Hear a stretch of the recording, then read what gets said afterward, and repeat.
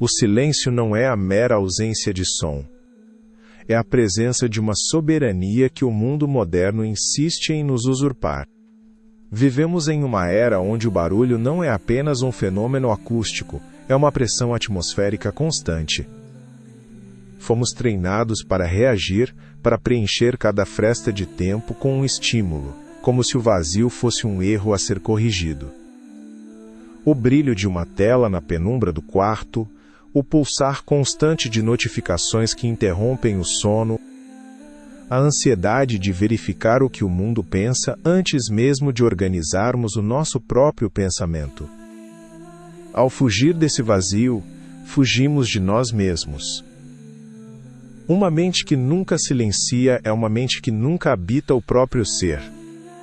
Ela está sempre em outro lugar, sempre no próximo passo, sempre na próxima notificação.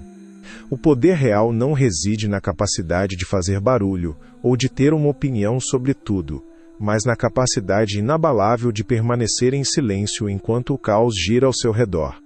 Hoje, vamos olhar para o que significa recuperar esse espaço interno, não como uma técnica de produtividade, mas como um ato de resistência contra a fragmentação da alma.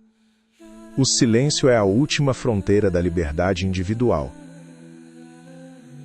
Para compreender essa urgência, precisamos recuar quase 2000 anos, até o coração de Roma, no primeiro século depois de Cristo. Ali encontramos Sêneca, um homem que vivia no epicentro do império, servindo a um dos governantes mais imprevisíveis da história, Nero. Imagine a cena. As ruas de Roma eram um turbilhão de gritos, disputas políticas, intrigas palacianas e o peso esmagador da vida pública. Sêneca não era um eremita vivendo no isolamento de uma montanha. Ele era um homem de poder, um estadista, cercado pela agitação constante do negotium, o negócio, a ocupação que nos consome e nos fragmenta. Ele caminhava pelos fóruns onde o destino de nações era decidido, sentindo o suor e a vibração de uma multidão faminta por espetáculos. Nas suas cartas a Lucílio, Sêneca revela um conflito que soa assustadoramente familiar. Ele escreve sobre a dificuldade de encontrar um momento de clareza quando a própria vida depende da sua capacidade de estar atento a 1000 demandas externas. Ele via seus contemporâneos, assim como vemos hoje, exaustos, não por falta de descanso físico, mas por uma dispersão mental que nunca cessava. Eram homens que, mesmo em suas casas, carregavam o barulho do fórum dentro de si. Para Sêneca, o erro fundamental do ser humano era a incapacidade de distinguir entre o que é necessário e o que é apenas ruído social. Ele buscava o ótium não como um tempo de lazer preguiçoso, mas como um retiro estratégico, o exercício de retirar-se para dentro para então conseguir agir no mundo com lucidez. Sêneca compreendeu que, se você não tem um refúgio interno onde o barulho de Roma não entra, você se torna uma marionete das circunstâncias. Ele via pessoas que eram ricas, poderosas e influentes, mas que eram, na essência, escravas do que os outros pensavam. A rotina de Sêneca, marcada por momentos de escrita solitária e reflexão rigorosa, era sua âncora. Ele não permitia que a agitação do império se infiltrasse na sua cidadela interior. Ele nos ensina que a soberania não é algo que nos é dado pelo Estado ou pela fortuna, mas algo que construímos no silêncio entre as horas, na disciplina de não reagir a cada estímulo que nos é disparado. O que Sêneca nos ensina através de sua vivência é que o silêncio é o fundamento da liberdade. Epicteto, o filósofo que viveu na pele a condição de escravo antes de se tornar um mestre, ecoava essa ideia ao dividir o mundo entre o que depende de nós e o que não depende. A maioria das pessoas passa a vida tentando controlar o barulho externo, a opinião alheia, a velocidade das notícias, a expectativa do mercado, o ritmo frenético do trabalho. Mas o silêncio é a prática de recolher-se para o único território onde sua soberania é absoluta, a sua própria mente. Epicteto sabia que, mesmo acorrentado, o homem que domina o próprio silêncio é mais livre do que o imperador que é escravo de seus próprios desejos. Byung-Chul Han, um dos grandes pensadores contemporâneos, diagnostica a nossa era como a sociedade do cansaço. Somos ao mesmo tempo carrascos e vítimas de nós mesmos. Impomos uma exigência de produtividade que nos obriga a estar sempre disponíveis, sempre visíveis, sempre processando informações. Essa saturação de dados destrói a nossa capacidade de contemplação. Pense em um lago. Quando a superfície está agitada pelo vento, você não consegue ver o fundo, nem o reflexo das estrelas. A mente humana funciona da mesma forma. Quando ela está saturada de dados, ela perde a profundidade. Ela se torna um espelho quebrado, onde cada fragmento reflete um estímulo diferente, mas nenhum consegue formar uma imagem completa da realidade. Dostoiévski, em suas explorações sobre a psique humana, mostra que o homem que perde a conexão com o seu silêncio interior torna-se um estranho para si mesmo. Em suas obras, vemos personagens que, ao se perderem no barulho das grandes cidades, perdem também a bússola moral. A alma fragmentada pelo ruído é incapaz de decisões autênticas. Ela apenas reage. É como um barco sem leme no meio de uma tempestade. Cada rajada de vento, cada opinião, cada notificação, cada urgência fabricada, dita a sua direção.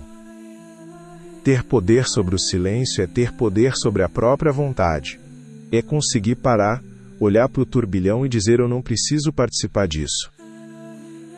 O silêncio, portanto, não é uma passividade. É um posicionamento.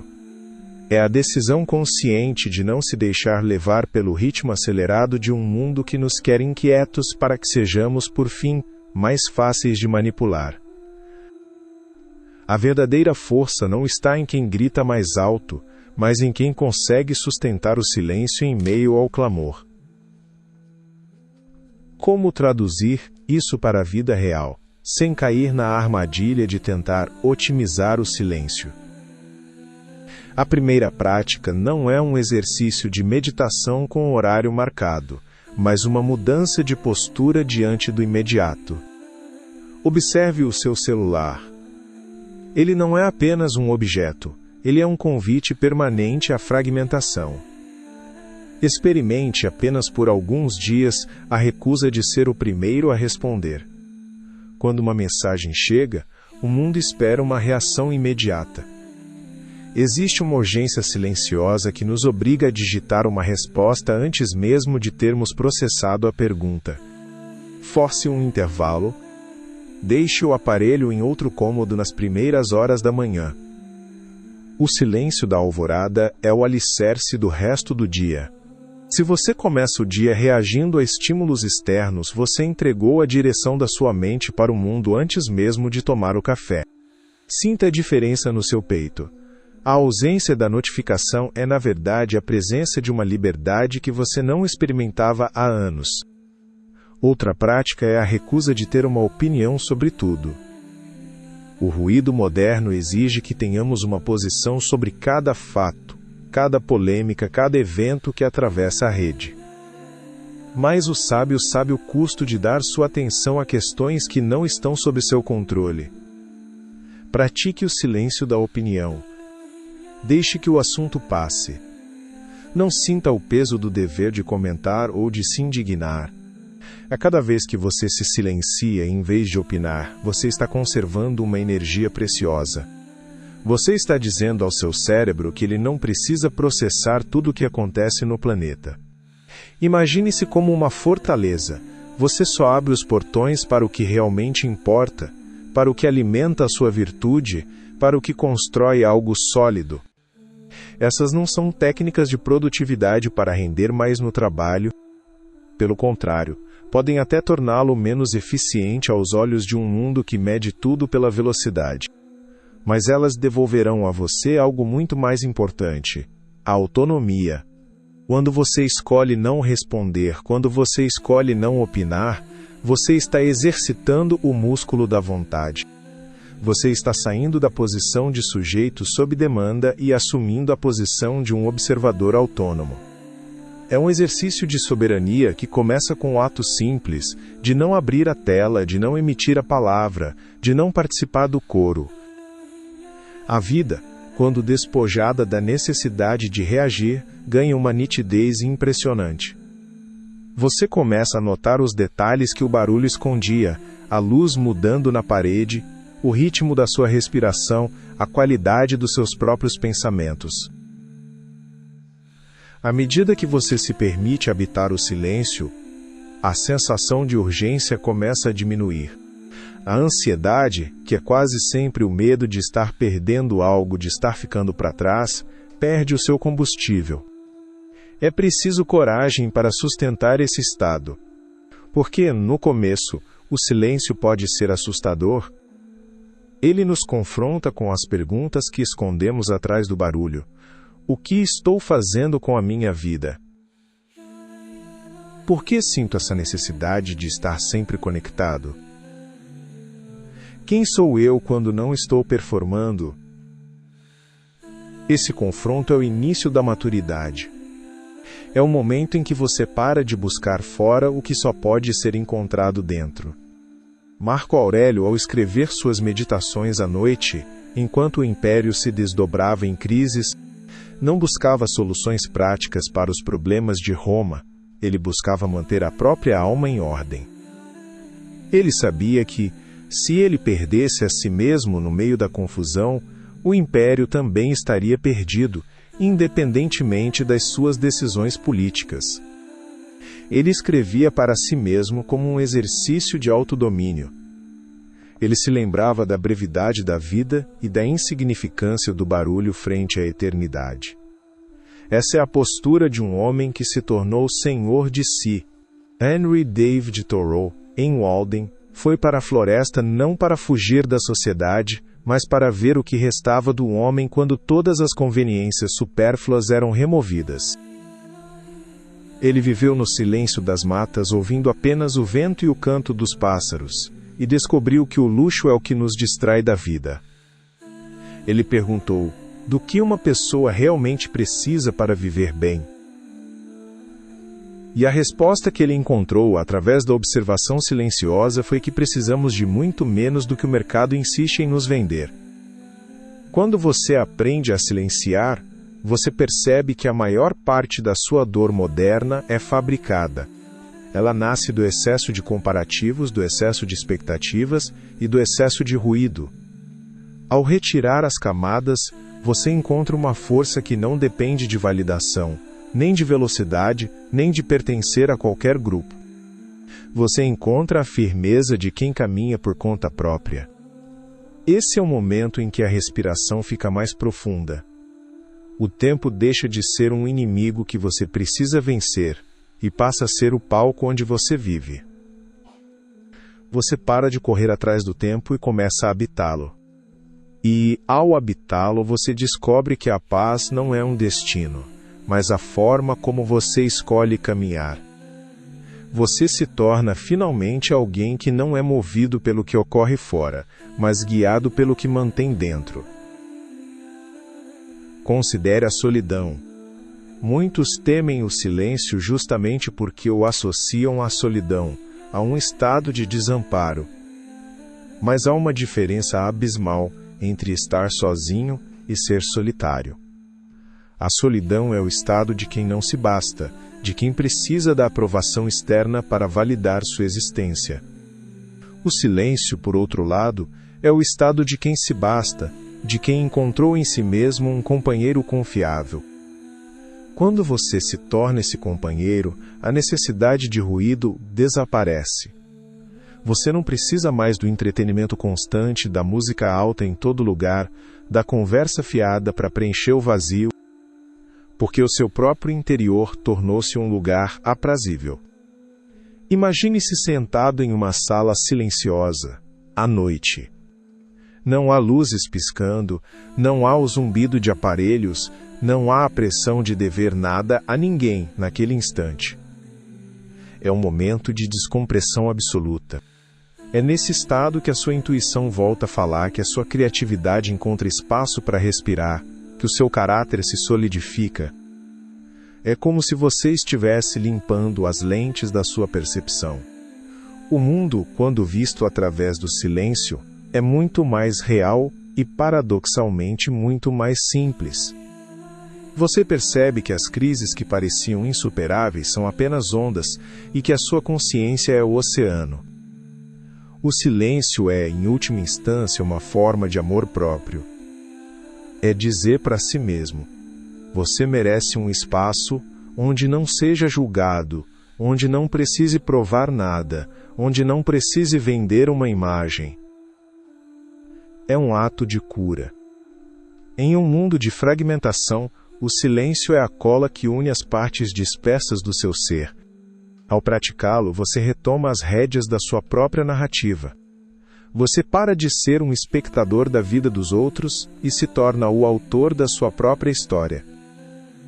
E essa autoridade, essa calma que emana de alguém que não tem pressa em se justificar, é a forma mais pura de poder. É uma força silenciosa, contida, que não precisa de alarde para ser sentida. Ela se manifesta na clareza do seu olhar, na firmeza das suas decisões e na serenidade com que você encara as tempestades que inevitavelmente virão. A vida, no seu essencial, é uma sucessão de momentos que pedem a nossa presença. Não a presença da nossa mente que vaga por 1000 caminhos diferentes, mas a presença inteira, focada, silenciosa. O silêncio é a casa da nossa inteligência. É onde as ideias amadurecem, onde o caráter se forja e onde a paz deixa de ser um conceito distante para se tornar a nossa realidade. Ao encerrarmos, convido você a um exercício simples. Hoje, ao fechar este vídeo, não busque imediatamente outro estímulo. Não corra para a próxima aba, para a próxima rede social. Permaneça em silêncio por apenas 5 minutos. Apenas sinta o peso do seu corpo na cadeira, a cadência da sua respiração, a quietude do ambiente ao seu redor. Deixe que o silêncio seja a sua resposta ao frenesi do dia. Se você sentir vontade de preencher esse tempo com barulho, observe esse desejo. Entenda-o. E então, com suavidade, deixe-o ir. É nesse pequeno intervalo que a sua vida começa a mudar. É nesse pequeno intervalo que você volta a ser o dono da sua atenção e, consequentemente, o dono do seu destino. Não precisamos de mais estímulos. Precisamos de mais profundidade. O barulho é o oposto da soberania. Quando você escolhe o silêncio, você não está perdendo nada do que importa. Você está ganhando a si mesmo de volta. Leve esse silêncio para a sua rotina amanhã. Faça dele o seu escudo. Saia do ruído, volte ao essencial.